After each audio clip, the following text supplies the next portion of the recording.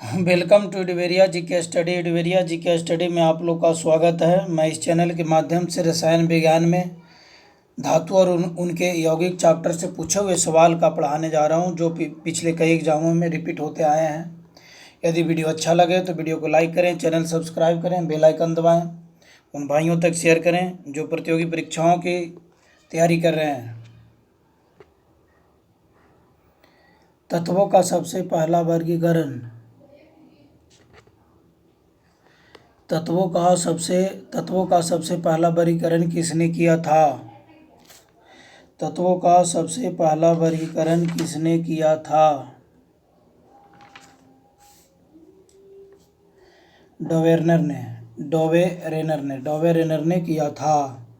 तत्वों के वर्गीकरण से संबंधित त्रिक के नियम का प्रतिपादन किया था डोवेरेनर ने।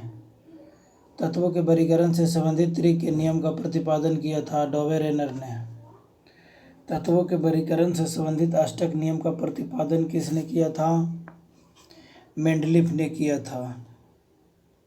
मेंडलीफ ने नहीं, न्यूलैंड्स ने किया था। न्यूलैंड्स ने तत्वों के वर्गीकरण से संबंधित अष्टम नियम का न्यूलैंड्स ने किया था। तत्वों के भौतिक और रासायनिक गुण उनके परमाणु भारों के आवर्त फलन होते हैं। यह नियम किसने प्रतिपादित किया था? न्यूलैंड्स ने। मेंडलीफ ने किया था।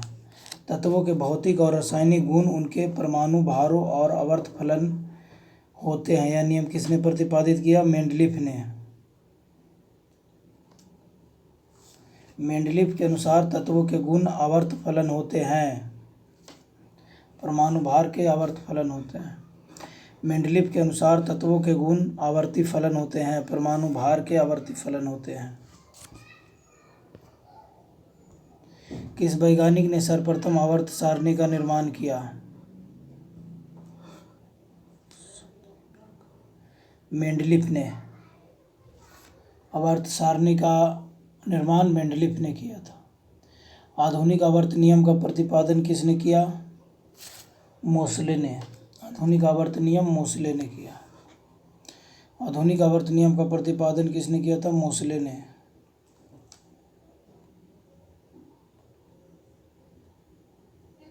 मेंडलीफ की आवर्त सारणी में तत्वों के वर्गीकरण का आधार है परमाणु द्रव्यमान। मेंडलीफ की आवर्त सारणी में तत्वों के वर्गीकरण का आधार है परमाणु द्रव्यमान। आधुनिक आवर्त सारणी में तत्वों के वर्गीकरण का आधार है परमाणु संख्या। आधुनिक आवर्त सारणी में तत्वों के वर्गीकरण का आधार है परमाणु संख्या। आवर्त सारणी के उदर्ग स्तंभों को कहते हैं वर्ग। आवर्त सारणी के उदर्ग स्तंभों को कहते हैं वर्ग। आवर्त सारणी के उदर्ग स्तंभों को कहते हैं वर्ग। आवर्त सारणी के उदर्ग स्तंभों को कहते हैं वर्ग। आवर्त सारणी के क्षैतिज स्तंभों को कहते हैं आवर्त। आवर्त सारणी के क्षैतिज स्तंभों को कहते हैं आवर्त।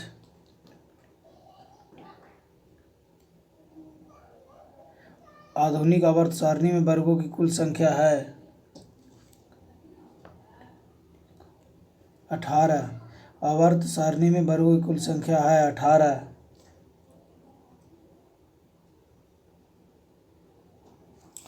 आवर्त सारणी में आवर्तों की संख्या 7।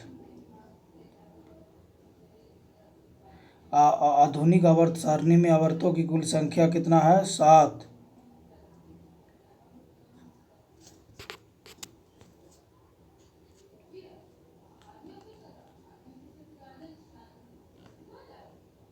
आधुनिक आवर्त नियम के प्रवर्तक हैं मोसले। आधुनिक आवर्त नियम के प्रवर्तक हैं मोसले। तत्वों की आवर्त सारणी का जनक कौन है? Dmitri Mendeleev. तत्वों की आवर्त सारणी का जनक कौन है? Dmitri Mendeleev. आवर्त सारणी का लंबा रूप निर्भर करता है परमाणु संख्या पर। आवर्त सारणी का लंबा रूप निर्भर करता है परमाणु संख्या पर। निम्नलिखित में से किस किस एक पर आधुनिक आवर्त सारणी आधारित है? परमाणु संख्या। शून्य समूह में रखे गए तत्व किस नाम से जाने जाते हैं? निष्क्रिय तत्व से। निष्क्रिय तत्व से। आवर्त सारणी में दो तत्व का नाम फ्रांस के नाम पर, उसमें से एक फ्रांसियम है, दूसरा तत्व कौन सा है? फर्मियम। निम्नलिखित में से किन वैज्ञानिक ने पोलोनियम तत्व की खोज की? मेरी क्यूरी ने। सबसे भारी धातु ओस्मियम है। सबसे हल्की धातु लिथियम है। सबसे भारी धातु ओस्मियम है, सबसे हल्की धातु लिथियम है।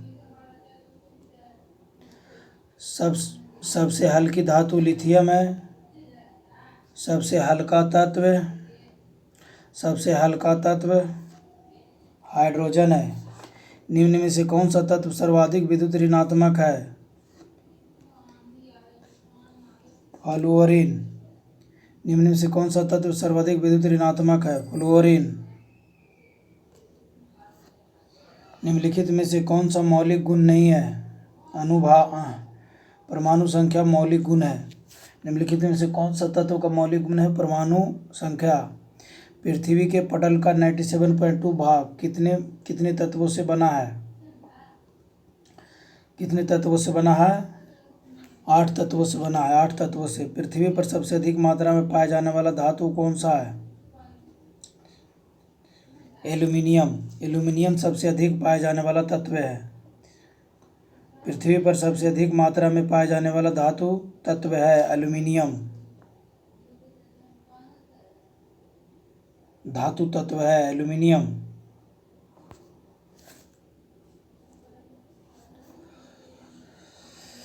प्रत्येक आवर्त का अंतिम सदस्य होता है। प्रत्येक आवर्त का अंतिम सदस्य होता है एक निष्क्रिय गैस।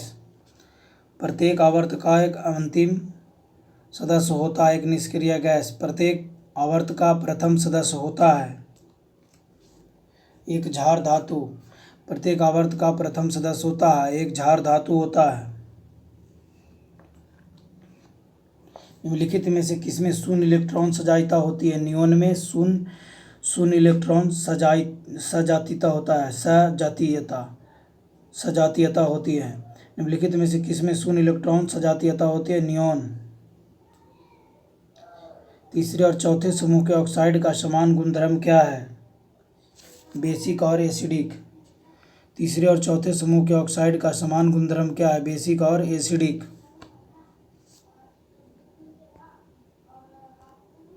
आवर्त सारणी के दूसरे आवर्त में तत्वों की संख्या कितनी होती है?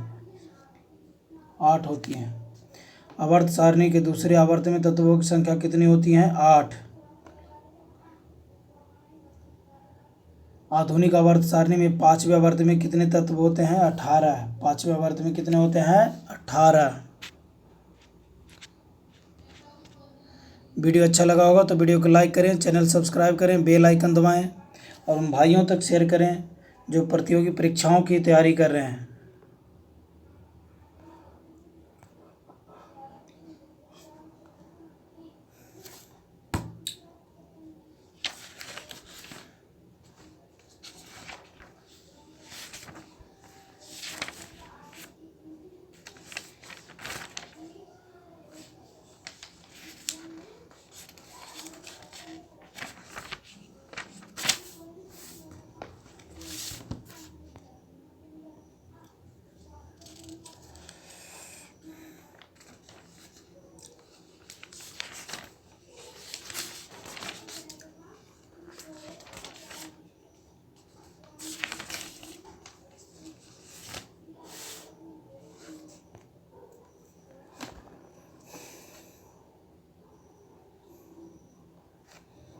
चाकू से काटी जा सकने वाली धातु है सोडियम। चाकू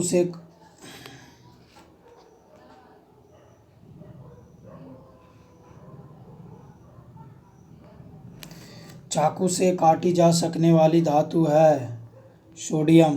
तांबा भी नहीं चाकू से कटेगा, लोहा भी नहीं, शीशा भी नहीं, सोडियम कटेगा। सोडियम धातु का संग्रहण किसमें करना चाहिए? मिट्टी का तेल में। सोडियम धातु का संग्रहण किसमें करना चाहिए? मिट्टी का तेल में। मिट्टी का तेल में। सोडियम के टुकड़ों को यदि पानी में डाला जाए तो वह तैरता हुआ जलने लगेगा। तैरता हुआ क्या होगा? जलने लगेगा। सोडियम के टुकड़े को यदि पानी में डाला जाए तो वह तैरता हुआ जलने लगेगा।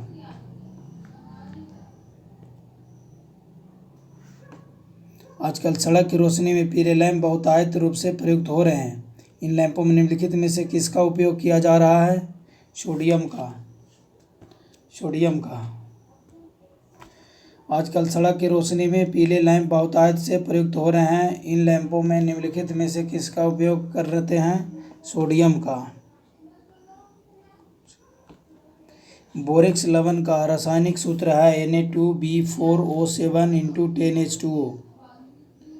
बोरेक्स लवण का रासायनिक सूत्र है Na2B4O7 10H2O। ग्लावर साल्ट का रासायनिक सूत्र है, ग्लावर साल्ट का क्या है? Na2SO4 10H2O। Na2SO4 H2O। साधारण नमक का अनुसूत्र है NaCl। साधारण नमक का अनुसूत्र है NaCl यानी सोडियम क्लोराइड। साधारण नमक को क्या बोलते हैं? सोडियम क्लोराइड बोलते हैं नमक, NaCl। साधारण नमक का रासायनिक नाम निम्नलिखित में से क्या है? Sodium carbonate. क्लोराइड नहीं, सोडियम कार्बोनेट। साधारण नमक का सोडियम क्लोराइड नहीं है, सोडियम कार्बोनेट बोलते हैं साधारण नमक का। सोडियम कार्बोनेट नहीं, सोडियम क्लोराइड। साधारण नमक का रासायनिक नाम निम्नलिखित में से क्या है? सोडियम क्लोराइड, और उसका सूत्र है NaCl, सोडियम क्लोराइड। फोटोग्राफी में सामान्यतः प्रयोग किए जाने वाले हाइपो का रासायनिक नाम है सोडियम थायोसल्फेट। फोटोग्राफी में सामान्यतः प्रयोग किए जाने वाले हाइपो का रासायनिक नाम है सोडियम थायोसल्फेट।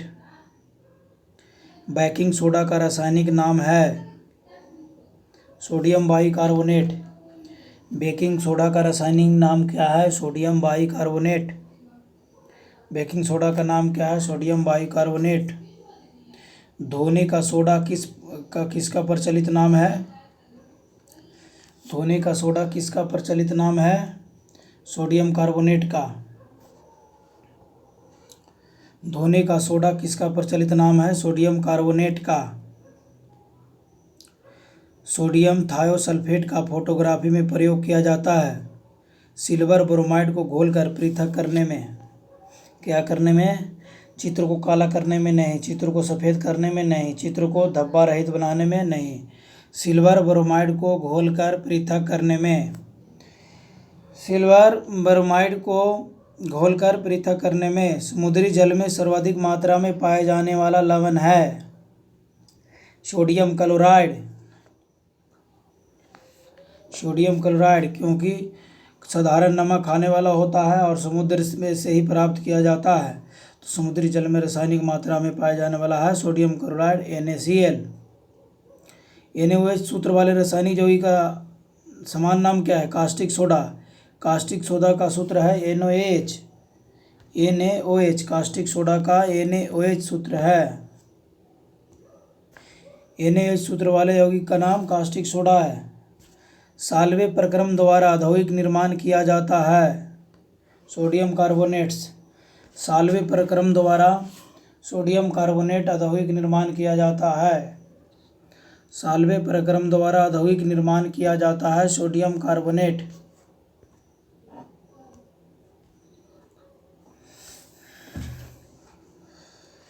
निम्नलिखित लवणों में से सागरीय जल की लवणता में किसका अधिकतम योगदान है? सोडियम क्लोराइड का। निम्नलिखित लवणों में से सागरीय जल की लवणता में किसका अधिकतम योगदान है? सोडियम क्लोराइड का। सोडियम कार्बोनेट आमतौर पर इस नाम से जाना जाता है धोने का सोडा या वॉशिंग सोडा सोडियम कार्बोनेट बोलते हैं। धोने का सोडा या वॉशिंग सोडा को सोडियम कार्बोनेट बोलते हैं। खाने का नमक बरसात के मौसम में गीला हो जाता है क्योंकि सोडियम क्लोराइड में मैग्नीशियम क्लोराइड जैसी असमंजक अशुद्धता अपद्रव होती हैं। सोडियम क्लोराइड में मैग्नीशियम क्लोराइड जैसी असंजक अशुद्धता होती है। आयोडीकृत लवण में रहता है पोटासियम आयोडाइड। आयोडीकृत लवण में रहता है पोटेशियम आयोडाइड।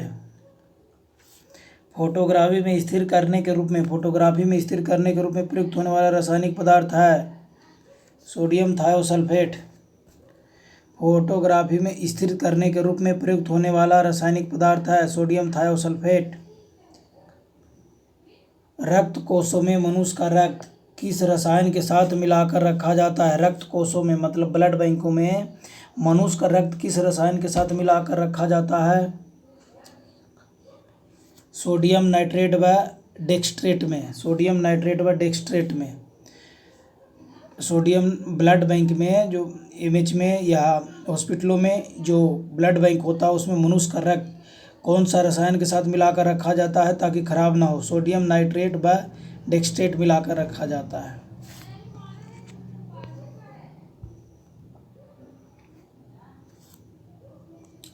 आटे में खाने वाला सोडा मिलाया जाता है क्योंकि आटे में खाने वाला सोडा मिलाया जाता है क्योंकि खाने वाला सोडा CO2 मुक्त करता है जिससे रोटी फूल जाती है। क्या होता है? आटे में खाने वाला सोडा मिलाया जाता है क्योंकि इसमें रोटियां स्वादिष्ट बनती हैं। नहीं। आटा को गूंथने में कम जल की आवश्यकता होती है। नहीं। खाने वाला सोडा CO2 मुक्त करता है जिससे रोटी फूल जाती है। ये सही है। डबल रोटी बनाने में प्रयुक्त किए जाने वाले बेकिंग पाउडर क्या होता है? सोडियम बाइकार्बोनेट होता है। डबल रोटी बनाने में प्रयुक्त किए जाने वाले बेकिंग पाउडर क्या होता है? Sodium bicarbonate. सोडियम बाइकार्बोनेट आग बुझाने में उपयोगी है क्योंकि गर्म होने पर यह विघटित होकर कार्बन डाइऑक्साइड उत्पन्न करता है जो आग बुझा देती है। गर्म होने पर यह विघटित होकर कार्बन डाइऑक्साइड उत्पन्न कर देती है जो आग बुझा देती है। गर्म होने पर यह विघटित होकर कार्बन डाइऑक्साइड उत्पन्न करता है जो आग को बुझा देता है। इसलिए सोडियम बाइकार्बोनेट आग बुझाने में काम आता है। मिल्क ऑफ मैग्नीशिया के रूप में बाजार में लाए जा रहे प्रति अम्ल का मुख्य तत्व क्या है? मुख्य तत्व क्या है? MgOH2 है। मिल्क ऑफ मैग्नीशिया के रूप में बाजार में लाए जा रहे प्रति अम्ल का मुख्य तत्व क्या है? MgOH2। क्लोरोफिल अणु में निम्नलिखित में से क्या मौजूद होता है? Mg। क्लोरोफिल अणु में निम्नलिखित में से क्या मौजूद होता है? Mg magnesium. इप्सम साल्ट का रासायनिक सूत्र है Epson.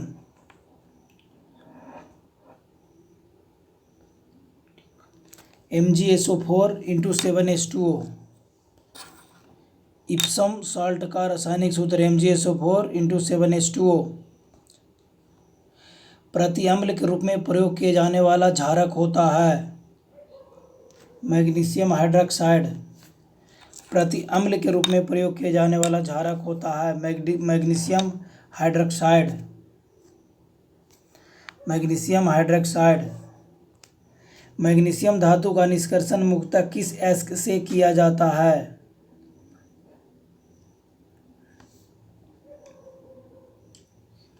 Carnallite. Carnallite.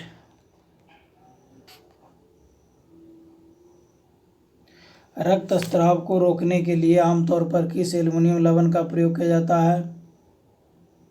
Potash alum का। निम्नलिखित में से किस यौगिक का उपयोग अग्निरोधक कपड़ा बनाने में किया जाता है? एल्युमिनियम सल्फेट का। अग्निरोधक मतलब जिसमें आग नहीं लगेगा, एल्युमिनियम सल्फेट का। बॉक्साइट अयस्क है एल्युमिनियम का। बॉक्साइट अयस्क है एल्युमिनियम का। वीडियो अच्छा लगा होगा तो वीडियो को लाइक करें, चैनल सब्सक्राइब करें, बेल आइकन दबाएं उन भाइयों तक शेयर करें जो प्रतियोगी परीक्षाओं की तैयारी कर रहे हैं।